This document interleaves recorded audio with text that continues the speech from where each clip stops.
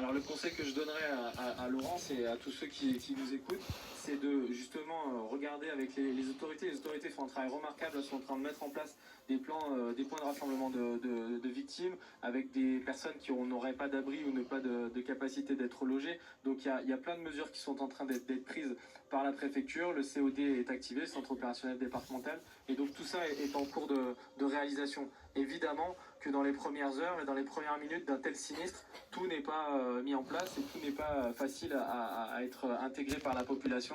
Je l'entends bien évidemment, et donc c'est bien le travail qui est fait en ce moment même que de transmettre de l'information et d'aller au contact au maximum de ces populations qui pourraient pour certaines ne pas être au clair sur les consignes à tenir. Donc le principal message que je donne, c'est d'écouter ces autorités en effet.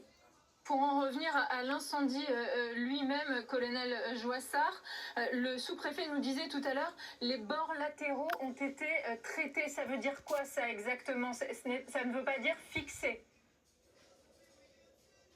Non, on est loin d'être sur un feu fixé, hein. On est sur un feu qui a une progression à 5 km/h. Vous l'avez vu, on est passé de 2000, 3000, 4000, maintenant à 7000 hectares environ. Donc évidemment que ce mot-là ne doit pas être employé, hein. Le feu est loin d'être fixé. On va avoir des conditions météorologiques qui sont meilleures dans la nuit, donc il va sans doute avec certitude ralentir.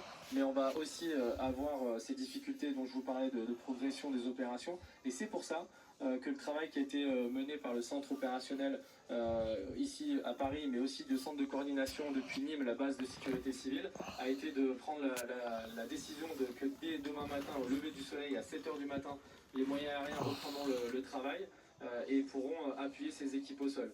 De la même manière, les moyens terrestres qui sont présentement en train de travailler vont être épuisés, fatigués, donc il va falloir les relever. On a déjà anticipé sur des colonnes de renfort avec des centaines de sapeurs-pompiers qui vont venir en renfort, venir les suppléer. Il faut soutenir les pompiers.